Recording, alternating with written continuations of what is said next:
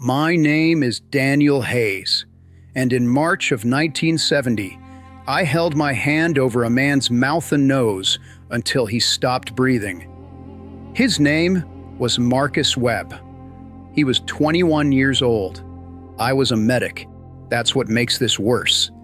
I was trained to save lives, sworn to it. March 17th, 1970. Firebase Henderson, near the Cambodian border. I was 22 years old, assigned to a long-range reconnaissance patrol.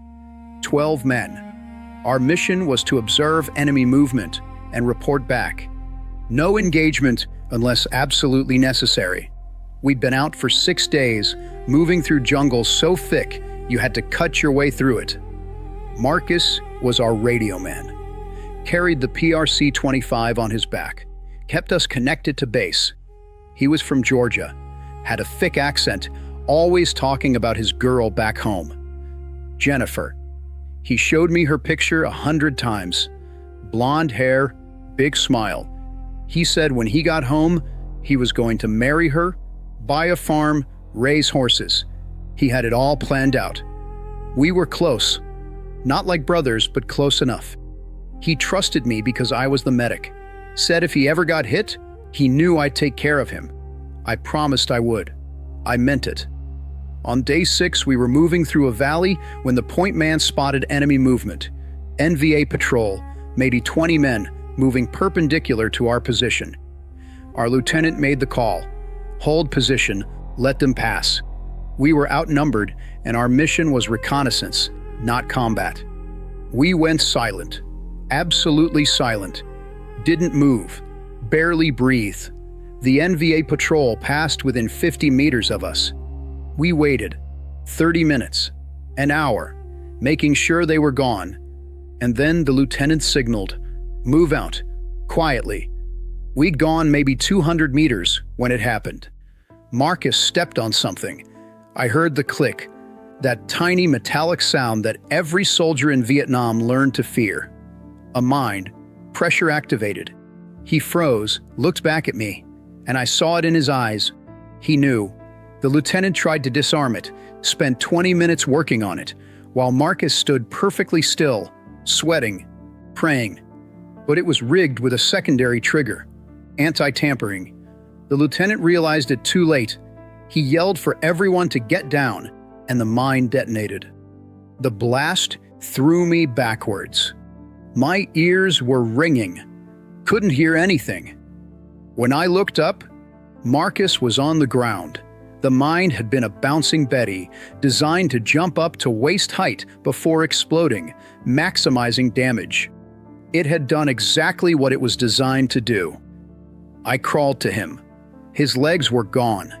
Not damaged, gone. Below the knee on one side, mid-thigh on the other. His abdomen was shredded. I could see things that shouldn't be visible, things that should be inside a body. And the blood. So much blood. He was conscious, looking at me, and he started screaming. Not words, just screaming. High-pitched, agonized, the kind of sound that doesn't seem human. I tried to stop the bleeding, but there was too much. Too many wounds, tourniquets on what was left of his legs, pressure on his abdomen. But I knew. I'd seen enough casualties to know. These wounds were incompatible with life. Even if we had a medevac right there, right now, he wouldn't make it. The damage was too extensive, but we didn't have a medevac. We were 12 clicks from the nearest LZ, deep in enemy territory. And that NVA patrol we just avoided, they were close, maybe a click away. And Marcus was screaming, screaming so loud they'd hear it. They'd know exactly where we were. The lieutenant grabbed my shoulder, said, "You need to quiet him down, now." I said I had morphine, but my aid bag was destroyed in the blast. He said, "Find something, anything, because if the NVA heard us, we were all dead." I tried to calm Marcus down, tried to talk to him, tried to tell him it would be okay, even though we both knew it wouldn't. But he kept screaming. The pain was too much. He couldn't stop. Couldn't control it. The squad was watching, waiting. The lieutenant was on the radio trying to get extraction, but command said negative. Too hot, too much enemy activity. We were on our own. And Marcus kept screaming. I looked at his wounds again, really looked. Even if I had morphine, even if I could stop the pain, he had minutes, maybe less. He was bleeding out, going into shock. His body was shutting down. I could see it happening.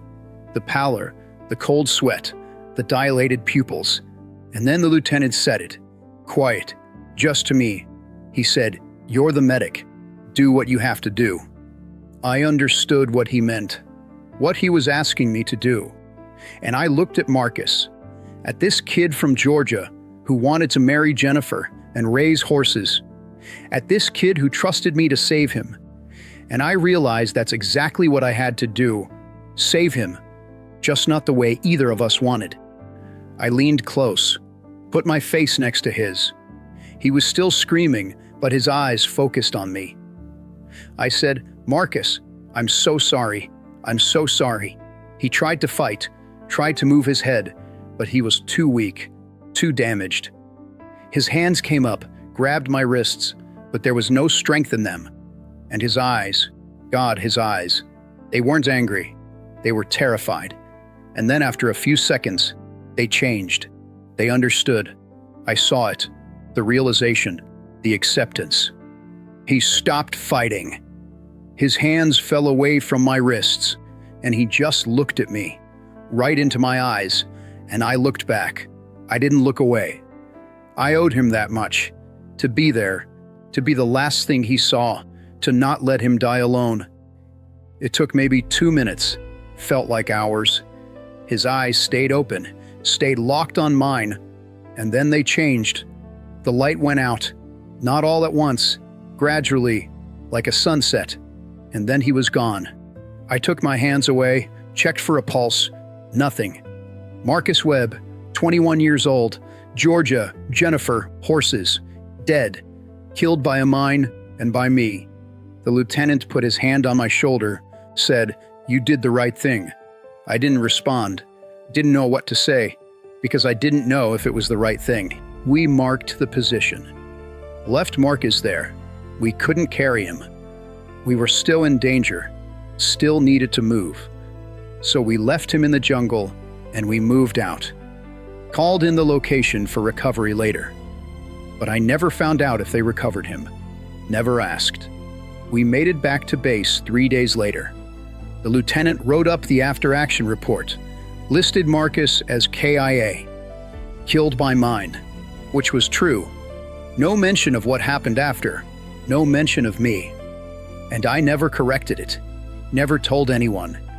I came home in August 1970, got out of the army, tried to move on.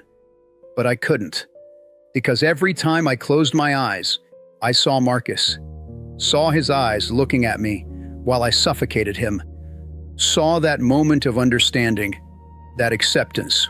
I became a doctor, civilian medicine, maybe to make up for it, maybe to save enough lives to balance the one I took. I don't know.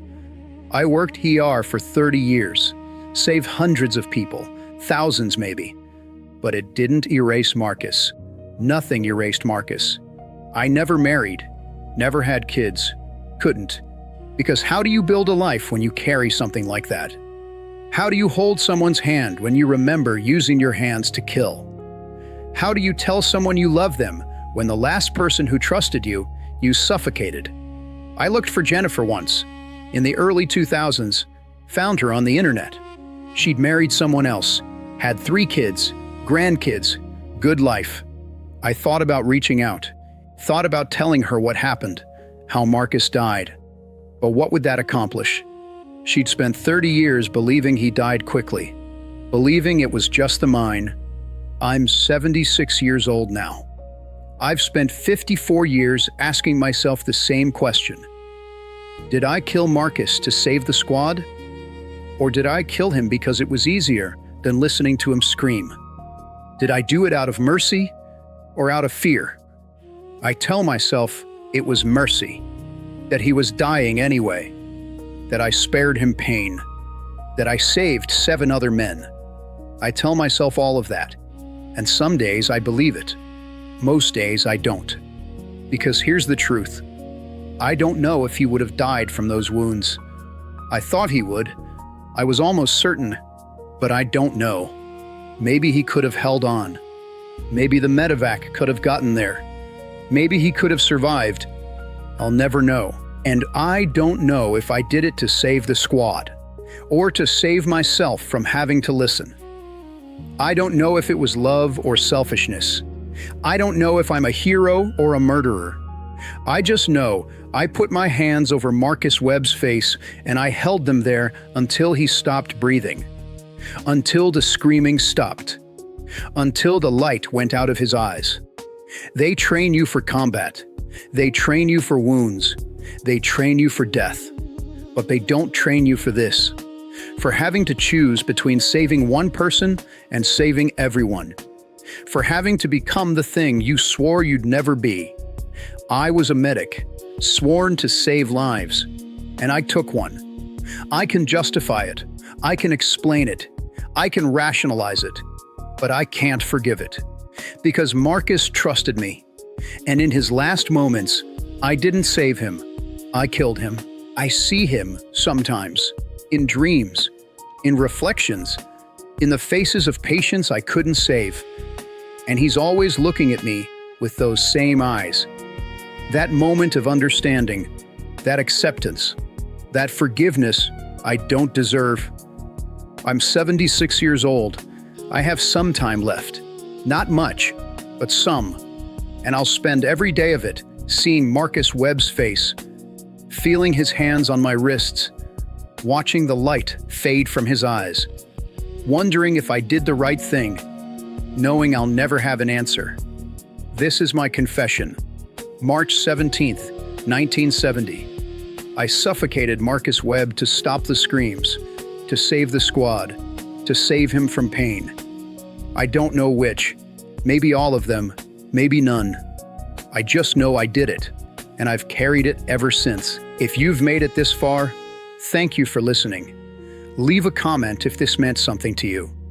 And subscribe if you want to hear what happens when the rules don't apply anymore. When mercy and murder become the same thing.